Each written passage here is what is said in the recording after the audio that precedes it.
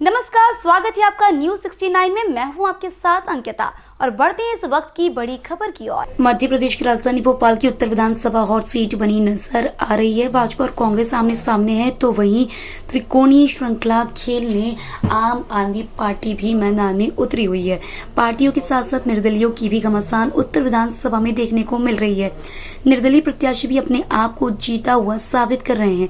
वहीं आम आदमी पार्टी प्रत्याशी मोहम्मद सऊद द्वारा उत्तर विधानसभा में जनसंपर्क कर लोगों को अपनी ओर आकर्षित किया जा रहा है। तो वहीं दूसरी ओर उत्तर विधानसभा कांग्रेस प्रत्याशी वर्तमान विधायक आरिफ अकील के बेटे आतिफ अकील भी अपने कार्यकर्ताओं के साथ निकल पड़े फतेह हासिल करने। मीडिया से चर्चा करते हुए आम आदमी पार्टी प्रत्याशी मोहम्मद सऊद द्वारा नामांकन पत्र खारिज होने की अफवाह को लेकर सफाई देते हुए कहा गया कि वह मेरे भाई का फॉर्म था, मोहम्मद दाऊद का, और सपोर्टिंग फॉर्म था। बस यूं ही कुछ लोगों ने अफवाह फैला दी। लोगों का तो काम ही है अफवाह फैलाना। मोहम्मद सऊद द्वारा बताया गया कि जब हम जनसंपर्क के लिए उत्तर विधानसभा में जा रहे थे तो काफी दिक्कत आ रही है। लोग शिकायत कर रहे हैं कि विधायक द्वारा कोई कार्य नहीं कराए गए। इस समय उत्तर विधानसभा की दुर्दशा बद से बदतर हो रही है। मैंने उत्तर विधानसभा की जनता से वादा किया है, आप मुझे विधायक के रूप में चुनिए, मैं आपकी विधानसभा की काया पलट कर दूंगा। उत्तर विधानसभा के वर्तमान विधायक के बेटे एवं कांग्रेस प्रत्याशी आतिफ अकील का कहना है कि लगातार हमारे द्वारा उत्तर विधानसभा में विकास कार्य किए गए हैं और जो कार्य रह गए हैं वह विधायक बनने के बाद करूंगा। जैसे कि आप देख सकते हैं, उत्तर विधानसभा की जनता का मुझे भरपूर प्यार और स्नेह मिल रहा है। आप देख सकते हैं जन सैलाब मेरे साथ मौजूद है। वहीं आतिफ अकील द्वारा आम आदमी पार्टी को लेकर कहा गया, यह तो आप उत्तर विधानसभा की भोपाल की जनता से पूछे कौन है तीसरा विकल्प। आम आदमी पार्टी अपने आप को तीसरा विकल्प बताती है, मगर लोगों में उनकी पहुंच तक नहीं है। भोपाल से न्यूज 69 के लिए आदिल खान की रिपोर्ट। सपोर्टिंग के अंदर फॉर्म था। जब मेन फॉर्म को स्वीकृत किया जाता है तो प्रस्तावक का नाम रिजेक्ट होता है। वो मेरे मोहम्मद दाऊद का रिजेक्ट हुआ है और लोग तो अफवाह फैलाते ही रहते हैं। पूरी ताकत से पूरा चुनाव लड़ रहे हैं। देखिए, मैं तो पूरी ताकत से लड़ रहा हूँ और जनता में जब जाता हूँ तो जनता और इस बात पे करती है कि ताकत से चुनाव लड़िए, हम आपके साथ हैं। इस बार हमें बदलाव चाहिए। जनता के बीच जा रहे हैं, किस प्रकार का समर्थन मिल रहा है और क्या कुछ परेशानियां जनता आपको बता रही है? क्योंकि जनता तो पूरी तरीके से त्रस्त है और जनता इस बार यहाँ से इनको उखाड़ फेंकना चाहती है, क्योंकि उन्होंने डेवलपमेंट के नाम पे कुछ भी नहीं किया। अब सिर्फ वोट मांग रहा है धर्म के नाम पे। क्या परेशानी आपको जनता बता रही है? जहाँ जाते हैं जनता मना कर देती है कि यहाँ आप लोग मत आइए। हमें ये बताना पड़ता है कि हम नए हैं, नई पार्टी है, पहली बार चुनाव विधायक का लड़ रहे हैं। उनको ये बताना पड़ता है कि हमारा अभी तक कहीं से कहीं तक ना हम विधायक बने नहीं हैं।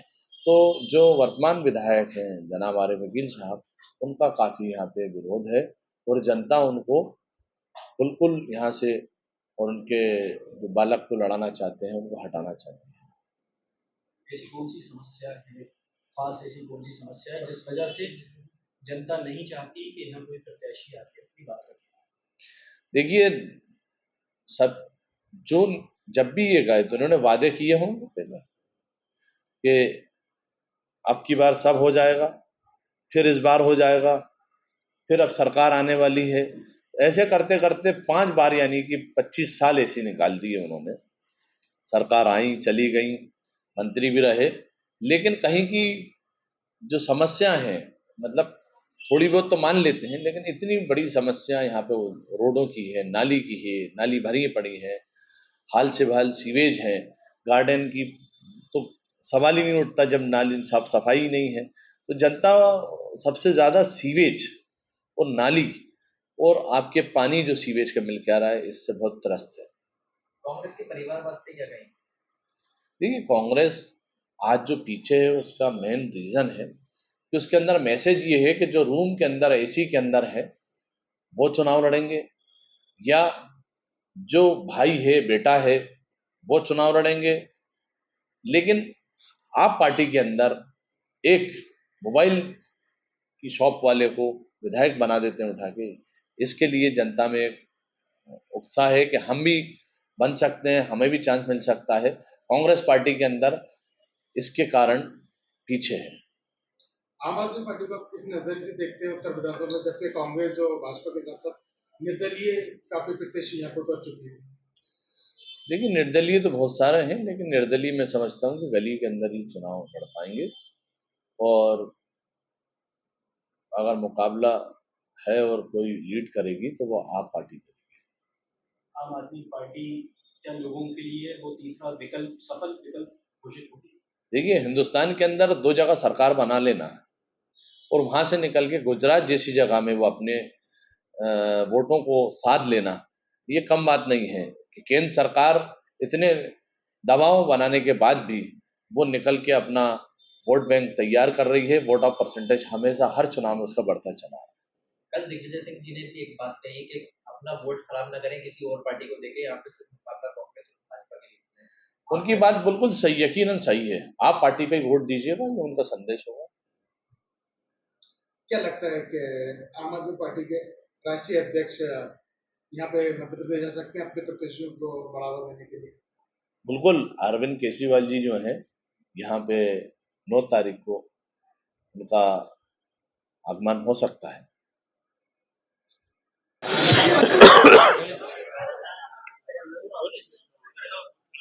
आम आदमी पार्टी विधानसभा में अपने आदमी तीसरा विकल्प ये चीज तो आप आवाम से पूछिए। भोपाल शहर की, उत्तर भोपाल की जनता बताएगी कि कौन है विकल्प या नहीं है। या जैसे वो आवाम हमेशा चुनती आई है कांग्रेस को, आरिफ अकील साहब को, लगभग लोगों के मोहब्बत प्यार जो जन सैलाब पर्चा दाखिल करने में दिखा, जो हमारे कार्यालय पे दिखा, जो हर जगह पे हम लोगों को अलग अलग इलाकों के अंदर हम लोगों को जो प्यार मिल रहा है, मोहब्बत मिल रही है, उस हिसाब से जनता का रुझान तो कांग्रेस की तरफ दिखता है। आप और देख लीजिए। आप जनता के बीच जा रहे हैं, कैसा समर्थन मिल रहा है? देखिए, जनता के बीच तो हम लोग 5 साल मौजूद रहते हैं, 24 घंटे मौजूद रहते हैं। जो विधायक के दायित्व में मेरे फादर जब तक स्वस्थ थे तो वो करते थे, जब से वो अस्वस्थ हुए, जब से मैं कर रहा हूँ, और कोशिश यही करता हूँ 24 घंटे मौजूद रहें। जो अपने लेवल पे काम करा सकते हैं वो कराते हैं। उत्तर विधानसभा में 9 तारीख को अरविंद केजरीवाल जी आ रहे हैं। कितना चुनौतीपूर्ण समझते हैं कि उनके आने के बाद पड़ेगा?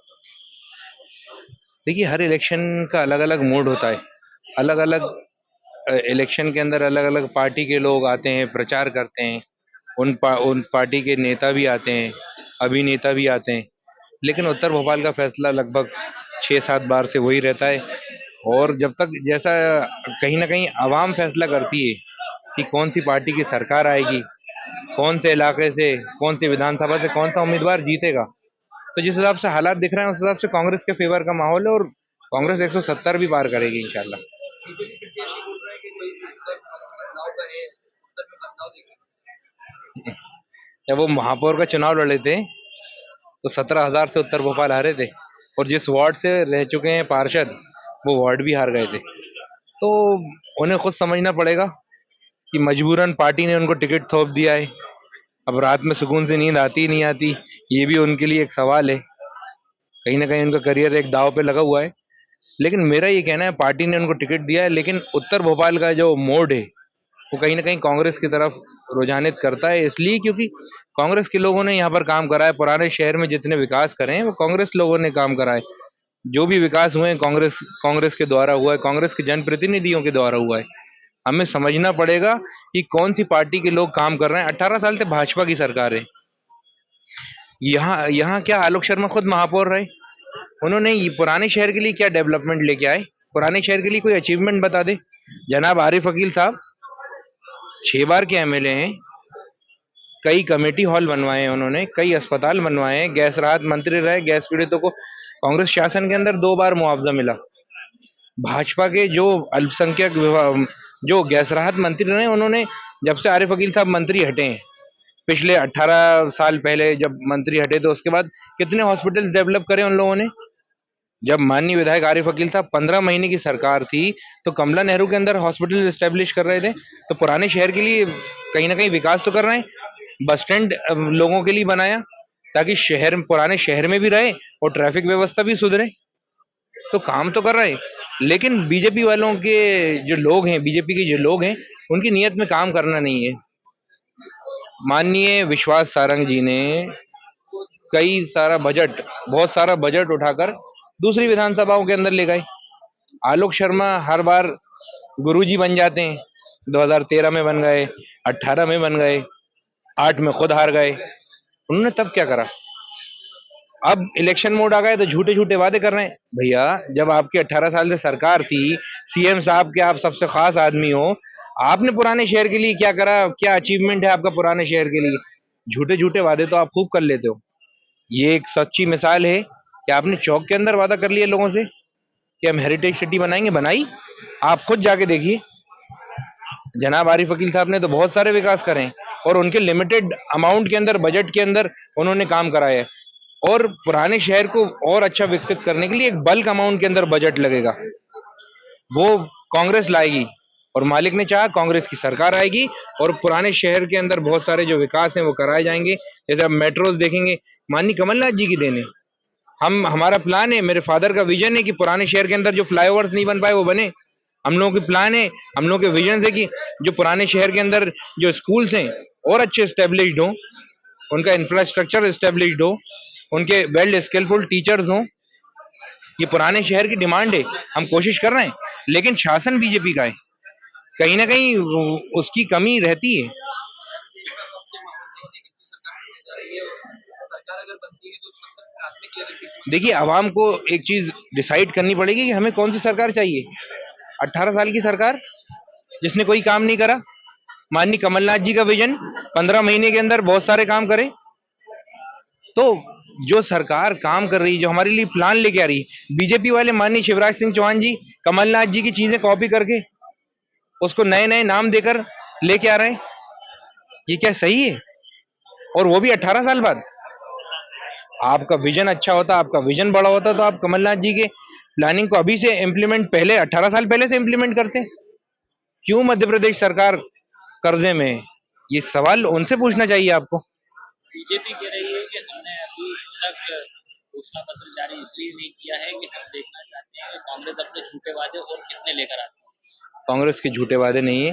कांग्रेस ने वादा करा था किसानों का कर्जा माफ करेंगे। आपको सबको मालूम है कि किसानों का कर्जा माफ हुए। जो कहा है वो करती है कांग्रेस, ये अवाम जानती है। Thank you. इस खबर पर आपकी क्या है राय, हमें कमेंट सेक्शन में जरूर बताएं। तब तक के लिए धन्यवाद।